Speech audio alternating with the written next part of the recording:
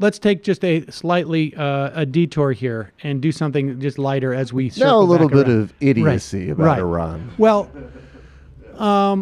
so in this jam-packed news week, we had a new head of the NRA appointed, and of course it is Ollie North. You may or may not remember Ollie North as a figure from the Iran-contra affair. In fact, he was the primary figure. In fact, he was the one who at the very least orchestrated the arms sales to Iran illegally, including anti-tank missiles, including serious weaponry that you could only do if you were basically running a gun running operation out of the back door of the U.S. military.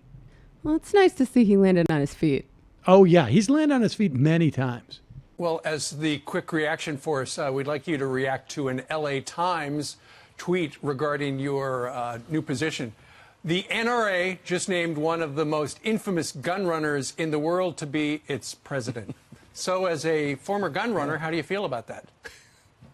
Well, you know, that's the kind of thing that's, by the way, gotten to be very successful. I'll give you another example. The folks who are doing the disinformation campaign just don't say slanderous things like that about me. What they've come to do is starting. Question: how does that make you feel? You're a gun runner. Oh, it's been very successful reporting history. Wait, he wasn't a gun runner? Is that what he's trying to say?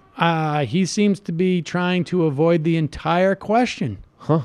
I thought he just said that it was slanderous to say that he was a gun runner.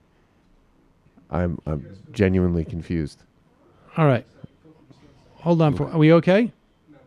We're good. Couple of Hiccups. All right. Hiccups. Continue. To do is starting asking questions of reporters to have them go and ask the NRA, are you really missing? Go back. Is it true that the NRA has lost firearms? Those are the kinds of things that, of course, our colleagues in the mainstream media are more than willing to ask. And the bottom line of it, it's a totally fictional story. Right. All right. And I'm not even going to grace. Look, everybody knows what I did back in the 80s. All right, pause it. Whoa. So wait a second. There are stories out there that the NRA is missing $10 million of their funds and that they've lost guns too. We Googled that. We can't find any of that. It's all coded. Well, it's interesting. Apparently, they're getting questions about this, and Ollie North wants to go out and there might be like inauguration stuff going on, but I'm not sure if that's specifically what he's talking about here. It's very strange. Apparently, he's trying to get ahead of some reports out there about missing $10 million and a whole cache of guns. So you just air it? Just going to air this? You got to get ahead of the story. All right, so go backwards a little bit. Let's hear how he wraps this up.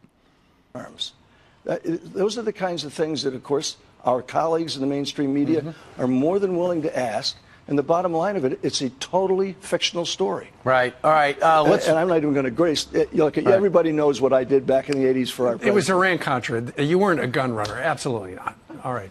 Right. And you're right. If people don't know this story, Google it because we're short on time. All right. Now let's talk about something.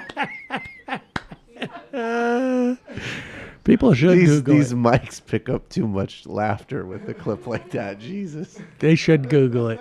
People should definitely Google it. We don't have time for the actual substance of why we brought you on here. Oh, just play around with, death squads, Iran, cocaine, Contras. You could just a lot of Google exploring you could do with We've got to shut those windows over there. But that's like- pretty impressive. That I like how unapologetic he is.